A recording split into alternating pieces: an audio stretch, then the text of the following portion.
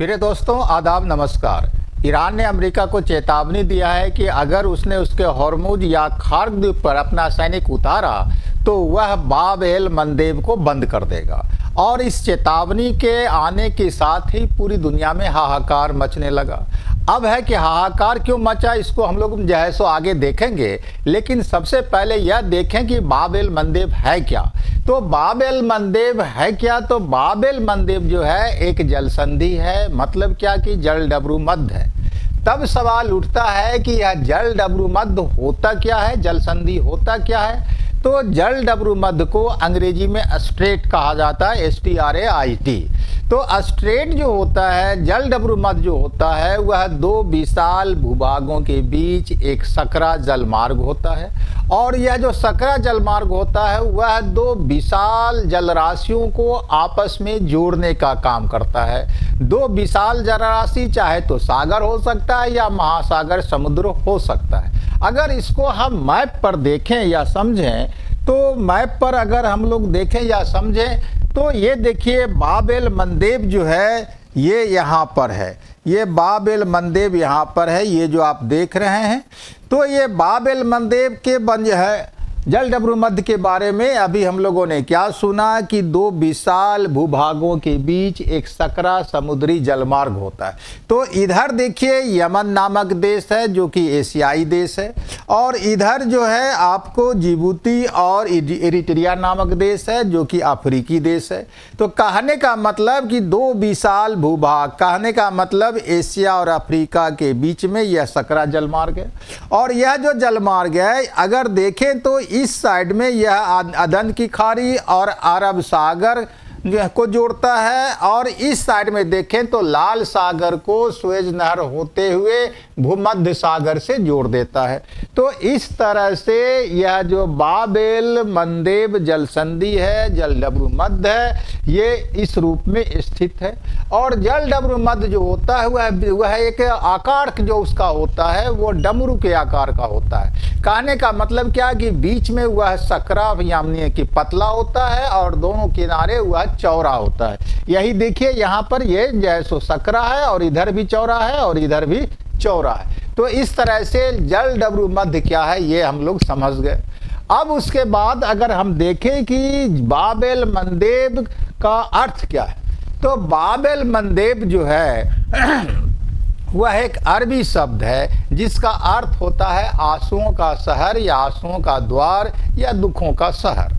तो ऐसा क्यों इसका नामकरण होता है? तो दरअसल कहा जाता है कि प्राचीन काल में जब इस समुद्री रास्ते से होकर के व्यापार होता था तो जहाज़ों का गुजरना इस रास्ते से काफ़ी खतरनाक हो जाता था और अधिकांश व्यापारिक जहाज डूब जाता था, जिससे जन और धन की काफ़ी हानि होती थी। ऐसा इसलिए कि यहाँ पर की जो जलधारा है वो काफ़ी तेज होती है, और जो है यहाँ पर चट्टान जो है उभर खाबर जहाँ तहाँ पर है। इसके अलावा इस इलाके में आंधी तूफान आने का बहुत ज़्यादा चांस होता है। तो चूंकि प्राचीन काल में टेक्नोलॉजी उतना उन्नत नहीं था, तो इसलिए जहाज़ों का इस होकर के गुजरना काफ़ी खतरनाक माना जाता था। इसीलिए इस जल संधि का नाम पड़ जाता है बाब एल मंदेब। अब सवाल उठता है कि यह जो बाब एल मंदेब है इसका रणनीतिक महत्व क्या है। तो रणनीतिक महत्व अगर हम लोग देखें तो जो है यह हम लोग पहले से जानते हैं कि एक तरफ इसके अदन की खाड़ी और अरब सागर है, मतलब हिंद महासागर है। दूसरी तरफ जो है सो लाल सागर है, और ये लाल सागर जो है आपको यहाँ पर ये सुएज कैनाल है, सुएज नहर है। सुएज नहर से गुजरते हुए भूमध्य सागर तक पहुँच जाता है। तो इसका ये रणनीतिक महत्व है, मतलब एशिया, अफ्रीका और यूरोप को यह आपस में जोड़ने का काम करता है। और जहाँ पर यह जो है जल संधि सबसे सकरा है, यहाँ पर इसकी चौड़ाई बहुत कम है, मात्र 30 किलोमीटर इसकी चौड़ाई हो जाती है।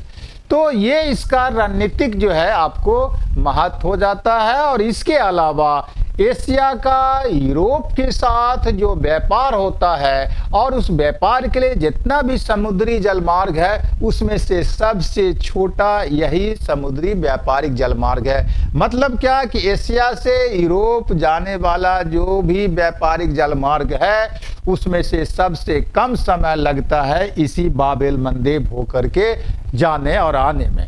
तो ये इसका जो है आपको रणनीतिक महत्व हो जाता है। अब है भौगोलिक विस्तार। तो भौगोलिक विस्तार हम देख ही लिया कि एक तरफ एशिया है, दूसरी तरफ अफ्रीका है और जो है यह लाल सागर को सुएज नहर से होते हुए भूमध्य सागर और दूसरी तरफ जो है अदन की खाड़ी अरब सागर और जो है हिंद महासागर को आपस में जोड़ने का काम करता है। अब है कि जो है इसका व्यापारिक महत्व क्या है। अगर व्यापारिक महत्व देखें इस जैसो आपको बाब-एल मंदेब जल संधि का, तो व्यापारिक महत्व के दृष्टिकोण से यह काफ़ी अहम जलमार्ग हो जाता है। ऐसा इसलिए कि पूरे दुनिया का जो वैश्विक व्यापार है उसका 20% इसी जलमार्ग से व्यापार होता है और 20% में से 12% जो आपको व्यापार होता है वह तेल और गैस का व्यापार होता है। तो ये इसका महत्व हो जाता है। कहने का मतलब क्या है कि यह ग्लोबल ट्रेड का एक अहम जलमार्ग साबित होता है। और अगर देखें तो डेली 40 से लेकर के 85 लाख बैरल जो है तेल इस रास्ते से गुजरता है। कहने का मतलब क्या, इतने लाख बैरल तेल का व्यापार हर रोज इसी रास्ते से होता है। और अगर आकलन इसका हम सालाना के स्तर पर लगाएं तो हर वर्ष इस हो करके $1 लाख ट्रिलियन का जो है सो व्यापार होता है। $1 लाख ट्रिलियन का मतलब $1 लाख ट्रिलियन का मतलब हो जाता है कि लगभग 90 लाख करोड़ रुपया। तो 90 लाख करोड़ रुपया का सालाना व्यापार इसी बाब-एल मंदेब जल संधि होकर के होता है। तो ये इसका व्यापारिक महत्व हो जाता है।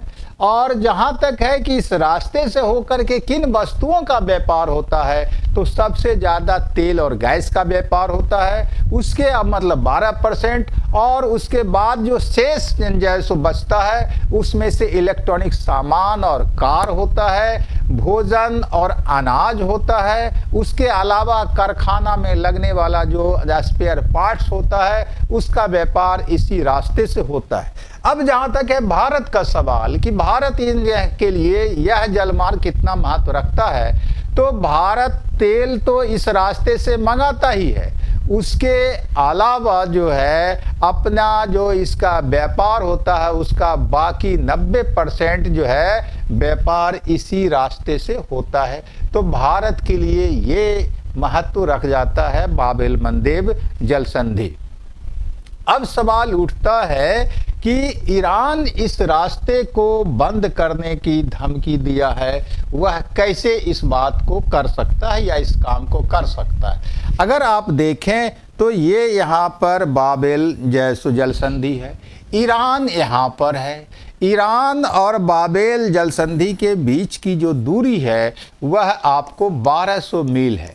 तो 1200 मील की दूरी पर बैठा हुआ ईरान कैसे आपको बाब-एल जल संधि को बंद कर सकता है या उस पर प्रतिबंध लगा सकता है, दुनिया के व्यापारिक जहाज़ों को इस होकर के गुजरने से रोक सकता है। तो दरअसल वह आपका यह काम कर सकता है अपने एक सहयोगी के द्वारा। अपना एक उसका सहयोगी, ये जो आप यमन देख रहे हैं, यमन नामक देश में एक विद्रोही लड़ाका ग्रुप है जिसको हूती कहा जाता है। हूती जो है वह ईरान का समर्थक है या ईरान का प्रॉक्सी माना जाता है। और यह जो हूती है वह इजराइल के विरोध में रहता है। हम लोग जानते हैं कि 2023 में जब इजराइल का हमास के साथ संघर्ष हुआ था तो हमास के समर्थन में हूतियों ने जो है इसी लाल सागर में जो है आपको ड्रोन और मिसाइल से इजराइल के जहाज़ों पर हमला करना शुरू कर दिया था। उसका नतीजा ये हो जाता है कि अगर जो है सो इस रास्ते से कोई व्यापारिक जहाज़ गुजरे तो वह काफ़ी हाई रिस्क जोन में हो जाता है। तो इस तरह से ईरान जो है क्या कर सकता है कि इसी यमन का जो हूती विद्रोही है उसका सहयोग लेगा और इसी के सहयोग से वह इस बाबेल जल संधि को रोक जैसो सकता है या बंद कर सकता है।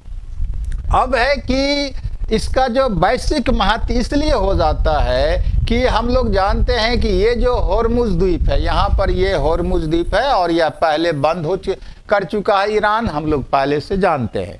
तो फारस की खाड़ी को ओमान की खाड़ी से जोड़ने का काम ये आपको होर्मुज जल संधि करता है। और हम जानते हैं कि यहाँ पहले से ही जो 20% तेल गुजरता है पूरी दुनिया का, उसको उसने रोक दिया है और यहाँ पर से यह 12% तेल गुजरता है। तो कुल मिलाकर के 20% प्लस 12% तेल, कहने का मतलब क्या है कि विश्व आपूर्ति का 32% तेल जो है इसके बंद होने से जो है बंद हो जाएगा। तो ये इसका व्यापारिक महत्व हो जाता है। अब है क्या कि ये जो मामला बनता है कि यह महत्वपूर्ण क्यों हो जाता है कि अगर यह रास्ता बंद होता है तो क्या इसका असर होगा।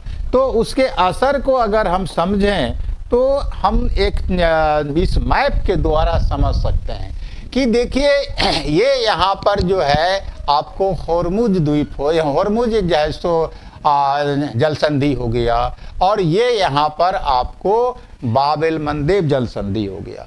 तो अगर यहाँ से ये पूरा एशियाई देश है, इस साइड का एशियाई देश अगर व्यापार करता है यूरोपीय देशों से, ये पूरा यूरोप हो जाता है। तो अगर मान लीजिए कि इस रास्ते से व्यापार करता है तो दूरी, अगर हम उदाहरण ले लें कि अगर बम्बई से हमारा जहाज चला, व्यापारिक जहाज इस बाबेल मंदेब होकर के, तो ये लाल सागर को क्रॉस करेगा, लाल सागर को क्रॉस करने के बाद यहाँ पर स्वेज नहर को क्रॉस करेगा, स्वेज नहर को क्रॉस करके ये भूमध्य सागर है, भूमध्य सागर पहुँच जाएगा और भूमध्य सागर को जैसो क्रॉस करके या विभिन्न यूरोपीय देशों में अपना सामान पहुँचा देगा और भूमध्य सागर को अगर जैसे क्रॉस करेगा, इंग्लैंड वगैरह जाना चाहेगा तो ये अटलांटिक महासागर होकर के आपको लंदन पहुंच जाएगा। तो बाबेल मंदेब होकर के मुंबई से अगर लंदन सामान पहुंचाना होगा तो दूरी पड़ेगा कितना, 11,600 किलोमीटर। लेकिन अगर इस बाबेल मंदेब जैसो जल संधि को रोक दिया जाता है तब जो है मुंबई से जहाज को जाना होगा अफ्रीका महादेश के सबसे निचले इलाके से। ये यहाँ पर हम जानते हैं इसको केप ऑफ गुड होप कहा जाता है, केप ऑफ गुड होप जो है कहा जाता है।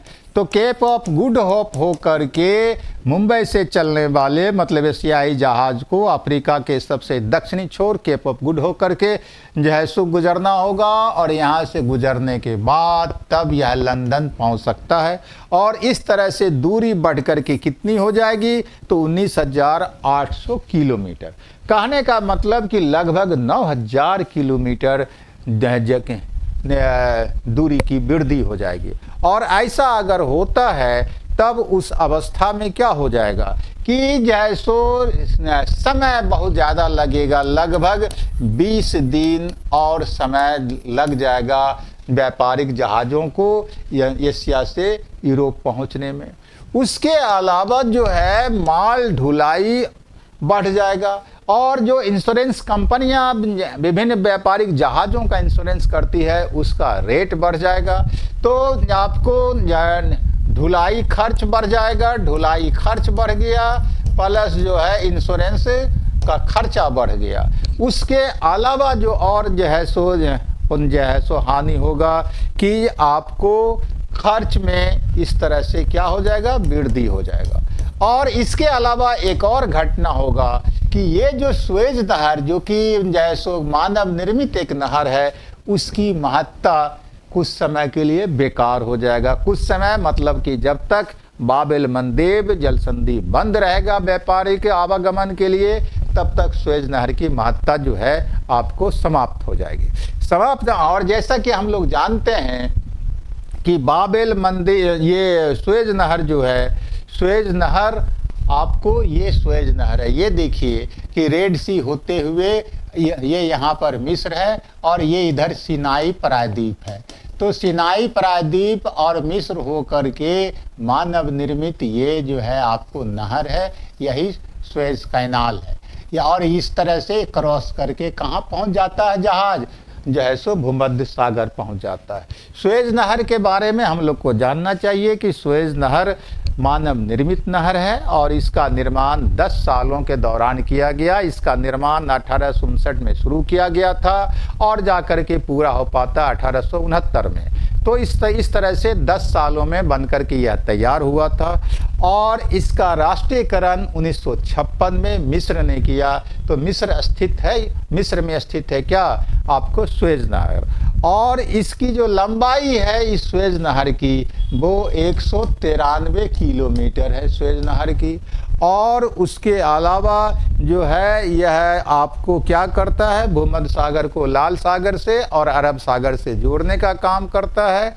और इसके अलावा हम लोग क्या देख सकते हैं कि यह सबसे छोटा जलमार्ग के रूप में काम करता है। ये सुएज नहर की महत्ता है। तो जिस सुएज नहर की इतनी महत्ता है वह भी बेकार साबित हो जाएगा अगर बाब एल मंदेब जल संधि को बंद कर दिया जाता है।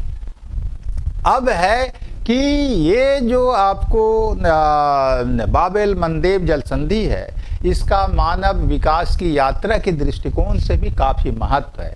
माना जाता है, इतिहासकारों के नज़रिए से अगर हम लोग देखें तो माना जाता है कि इंसान की उत्पत्ति सबसे पहले पूर्वी अफ्रीकी देशों में हुआ था।